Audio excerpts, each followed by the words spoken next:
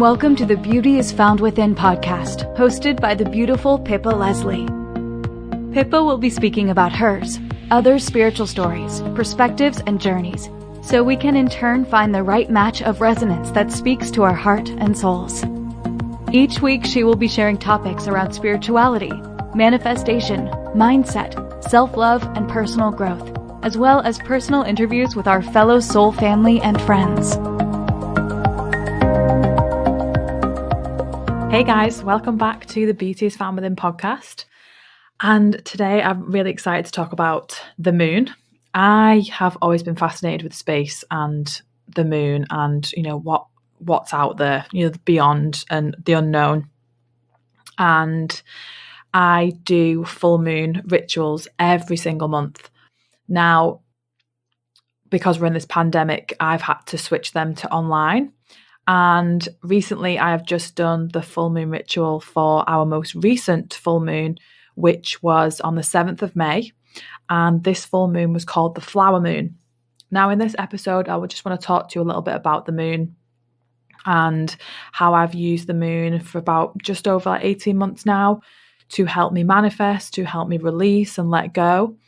Because if you look into ancient times, they would worship the moon and the sun, but there is a lot behind, because they didn't have concept of time, days, they would look up and be guided by what was above them, which I think is beautiful. So spiritually, the full moon is a time of heightened energy. So all week I have felt the full moon energy. I always do. And you will have too if you're, aware of it, because I always remembered someone telling me this, that we're made up of, 70% water, and the moon controls the ocean. So you think about how the moon is affecting us on a daily basis as it's going into different cycles and different phases. So it's a time of activity and emotion. So I have definitely felt the emotions this week, getting ready to release, but it's also a time for powerful energy healing, recharging your energy field, clearing those chakras and letting go of what no longer serves you. So in my rituals, we do a lot of this. We write down a lot of things that we need to let go of, because these are things that are making us feel heavy, and we're waking up on a daily basis and we're wanting to let go of these burdens and these people and these emotions that are not good for us, and they don't resonate with us anymore. So I think it's having an awareness that you want to let go of things, and the full moon is the best time for that.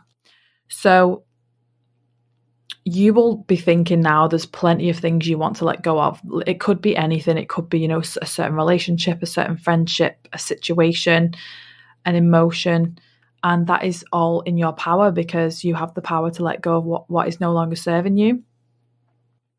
And the full moon represents the most powerful point in the cycle, because it's the time for the release. And I always say, when it comes to manifestation, to manifest new things into your life, you have to make space for them. You really have to make space for them. And that's to, decluttering and in all aspects of your life. But you think about letting go of what no longer serves you, this helps as well, because you're shedding old skin, and then you are stepping into a new light. You are stepping into a higher vibration. So then you can start to manifest the things that you want throughout the next cycle. So this full moon is called the flower moon. And I love this because obviously it's because we have so many flowers around us. The amount of walks I go on every day with Arlo, and there's so many beautiful flowers around. I've seen some tulips, I've seen bluebells, they're amazing. So it's an abundance of flowers around us. And obviously it's related to the abundance of the flowers that are in Mother Earth. So the earth is the most fertile right now. And full moons are a time for you to reap all that you have sown in the last month, and finally release and let go of anything not resonating with you or that no longer serves you. And the reason I keep repeating it is because I want you to start thinking about it. I want you to start thinking, what can I let go of on the next full moon? What can I release? Because each month there is stuff I need to release. There's stuff that I repeat over and over, because The moon's always had a mystical effect on the earth and the people. Like I said, look into ancient culture, Google it when you get home or wherever you're doing today. Google ancient culture around the moon and you'll find references. Our ancestors would worship the sun, they'd worship the moon, they'd worship the planets. And I think it's just unreal. It's amazing. So when I did my research around the sun and the sun represents our outer world, which is our ego, our personality, and how we shine our light. So in the yin and yang, the sun would be the yang, the masculine archetype, where the moon represents our inner world. So, our hidden emotions, our desires, our shadow self, our fears, or our dreams, or our worries. So that's our inner self. The moon represents our feelings, our unconscious beliefs, the past, our yin, because the moon is the opposite of the sun. It's the feminine archetype. It's the yin, the sun is the yang. And it offers us the ability to feel and learn from the past and to unlock, because when you start to release, you unlock parts of you that have gone, right, it's like a sigh. You've released something, you've let go of something, and it makes you feel lighter. I did a ritual online on the 7th of May and I slept like a baby because we burnt our lists outside under the moon and I slept really well and I felt lighter. I really did. I woke up, went straight for a walk. And this is why rituals are so powerful because one, it's writing down everything you want to let go of. I mean, there is more to just writing down what you want to let go of on a ritual. There is the gratitude, there's writing a letter to your past self, there's writing a letter to someone you're holding resentment to. It's really letting go of all that anchored emotion that you've kept inside, helping you to release that. And like I've said, the full moon is the best time to do that. So coming together in a sacred circle is a real powerful way to do it. I know it's hard with the pandemic right now, but if there's a circle you can get into, I do full moon rituals every month. So if that's something you're interested in, give me a shout. It's amazing. The women who joined, found it just magical and they've released a lot. So it's definitely worth trying. And when you come together as well, it's the powerful energy and the healing behind it. When I'm with the women online, I can feel their energy. It's like, people get, they get upset because it's releasing so much. And I always say when you cry, it's cleansing. Sometimes a lot of us are scared to cry. And it's okay to cry because it's our body cleansing. And being in a circle with all these powerful women, I think it's creating a wave of love for all humanity and for planet Earth, for Mother Earth. So when people come together, the energy is more powerful, and that's what the world needs more of right now. So this May full moon, you may have felt more sympathetic or understanding. You may have been more sensitive, but in a good way, because it helps you. Being more sensitive helps you envision a brighter future because you take emotions in differently and it makes you look forward to how you actually want to feel and what emotions you want to, kind of seep into yourself, and remembering that you have the power within you to feel how you want to feel and no one can make you feel any different. So while the full moons have been in this pandemic, I found this one probably the hardest for me. Because, we've been confined for like 2 months now. And even I'm starting to feel it a lot. Like I'm getting bored of isolation. I want to go out. I want to go and grab a coffee. I want to go for a nice meal. I want to go to the cinema. I want to go do some shopping. Like a weekend away. I am like dying to get out. And it's funny because they say our animals mirror our emotions. And my dog Arlo has been so naughty this week. He has been like running off, getting lost in the woods, like on a walk that he goes on every day in the same place. He's just running off and he's like, I think he's kind of like mirroring my emotions where I just want to run. I just want to run and go and get coffee and go and have a meal and, go for a weekend away somewhere. Like I'm dying to get back down to Glastonbury. And for any of my listeners who aren't in the UK, Glastonbury is the most spiritual place in the UK. I've been before and it's absolutely incredible. So a lot of us have been confined lately and we have this pull to be outside, to enjoy Mother Earth. I mean, I have for sure, but I am focusing on that she is rejoicing, because she's getting a chance to heal. So in that respect, I have been giving myself a chance to heal over the last couple of weeks because we need it too, because we are part of Mother Earth. So I think she is taking like a big sigh of relief, like that's what I really feel like she's doing, because that's what I feel like when I release what no longer serves me. When I burn those lists outside, I feel like that's my sigh of relief. And I do really believe that she needed this break. She really needed this break because we did too. As humans, we did. Some of us needed a break. We needed to be home. We needed to be doing different things. So in ritual, I want you to give thanks to her and honor her, because she has sustained us for a long, long time. As the sun, as the moon, as the earth, they are all connected. They have sustained us for a very long time. So, I give thanks and gratitude to Mother Earth. So going back to coming together into powerful circles, it's great to do your ritual by yourself. I mean, that's completely fine. I do them too. So if it's something that you want to do by yourself, I'd just invite you to light a candle, create a sacred space, get your crystals out, your incense, personal favorites. I've got little Buddha, and I've got my little singing bowl. So I've got cute little things that I can put in my sacred space and my little Disney ornaments. Maybe sage the house, sage the room. But before you go into ritual, I'd always say to meditate, because meditation really helps to open your heart chakra. And this is what we want ready for your ritual. So if you want any more advice on different rituals, it could be new moon rituals and one thing I want to keep saying, one thing I'm really drawn to say is when I say the word ritual, a lot of people relate it to witchy stuff.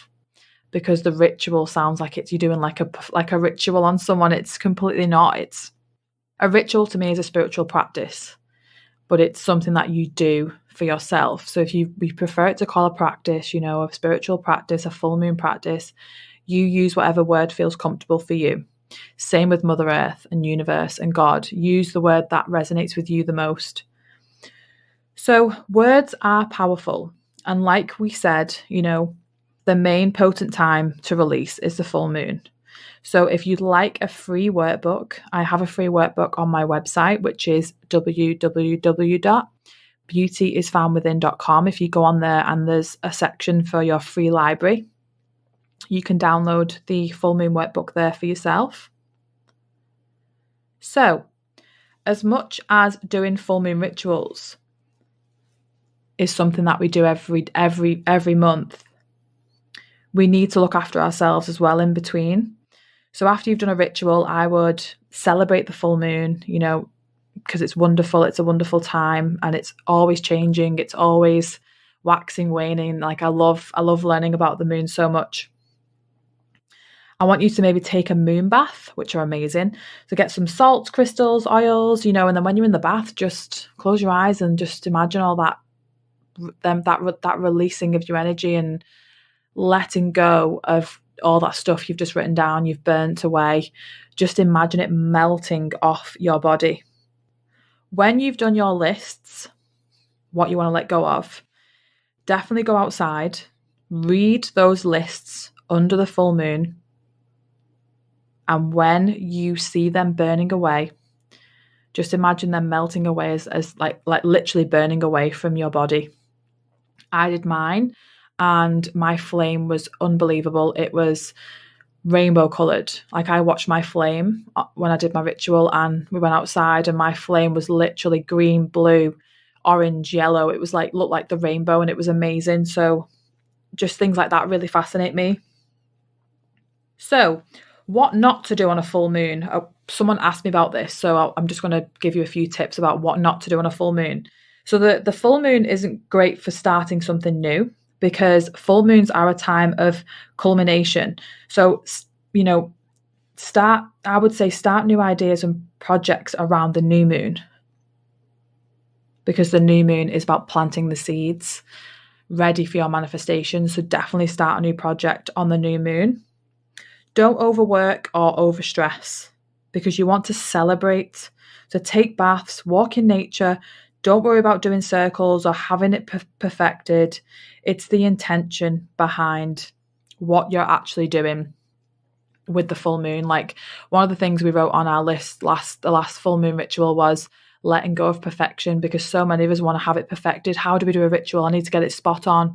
I need to have all my crystals in a certain way. I need to have all my written things down. It's not about that. It's the intention that you're actually doing it. So remember, you're a powerful being, and whatever you write down is meant for that moment.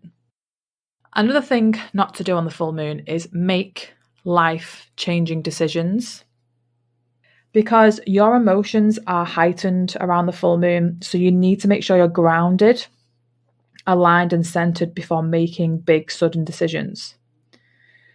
So going forward, I want you to honor yourself. I want you to celebrate yourself. You are magic. Your challenges and your lessons, I want you to celebrate your challenges and your lessons, because they have brought you closer to where you need to be. We hold on to so much crap. We hold on to other people's crap. So this is the time for you to release everything. Everything that's holding you back, everything that's holding you down, the heaviness. Really think deep. After you've done your ritual, like I've said, take a bath, drink plenty of water. I want you to get lots of sleep, healthy foods, wear your crystals because you've had them recharged, go and ground in nature, touch some trees, touch the earth, give thanks to Mother Earth, do some self-healing, meditate more, ask others for healing. Ask, I'm level 2 Reiki qualified, so, I can help. Ask people for self-healing, because it's really going to benefit you, because when you've released and let go of things, you do become a little bit raw, because you've been shedding skin. You imagine when you've just got sunburn and you've burnt it, and the fresh skin comes and it's very sensitive. So it's like that. You've just shed some skin, and going forward, you've got to be careful what you're feeding back into that new skin. So reach out to healers. So my full moon rituals are every single month, and I absolutely love doing them because I've just always been drawn to moon energy, and because I've had so many amazing results with it as well. It pushed me on I started to do events, obviously in person. I started doing them in my home, and then obviously since I do a bit of traveling in between, I do them online, and online is just as powerful. So if this is something where you're new to it and you're like, I'd really like to try it, please let me know, because I would love to have you on board for the next one. But if it's something you wanted to just, discover on your own, I would really advise you to go and download my free full moon workbook, which is on my website. And if you had there's so much you could talk about with the moons, there's different phases, and it could be another episode that I definitely look into. But I just wanted to focus on the full moon today because of the full moon energy just passing. And it really affected me the most this time. But that's okay, because I did the ritual and I feel so much better after it. And obviously we're coming into the new phase of the waxing gibbous now. So do some research, look at the ancient culture with the moon as well, which is really fascinating, especially if you're a bit of a history nerd like me. So, and don't be so hard on yourself. I'm feeling to say that, don't be so hard on yourself. And a message that came through to me, I talk to my guides quite a lot, and this is me standing in my truth, because I would always be scared to talk about what I channel, because I would think it was wrong. I think people think I was crazy, but this is something that I'm working on. I'm standing in my truth daily. So when I asked my guides, what is the message today? They told me that great things take time. The pyramids weren't built in a day. The Grand Canyon wasn't formed in a week. It took you 9 months to be born. So great things take time. And it's to have persistence, perseverance, and patience. So when you're doing these rituals, do them every month. Do the new moon rituals, do the full moon rituals, and you will start to see the changes. As long as you're doing inner work as well. I'm really, really pushing the fact that we need to do more inner work, meditation, gratitude, because it's the outer world and the inner world. The inner world needs, help with that, because it is classed as our shadow self, and it's where our fears and worries are. And we need to get them onto the surface and release them back to the universe. So I hope you enjoyed this episode. I am going to be talking more about these things, and I have a really exciting interview coming up for you next on the next download. So I hope you're enjoying this. Please like and share and just send this podcast to as many people as you can. Subscribe and, give me a rating. And like I've said in previous episodes, I'd love you to send me a message of any topics you'd like me to cover. I'm also looking for people to interview on this podcast as well. So if you're feeling like the itch to come and chat to me, we can organise that. But other than that, I hope you have an amazing day wherever you are, and I will chat to you all soon. Bye for now.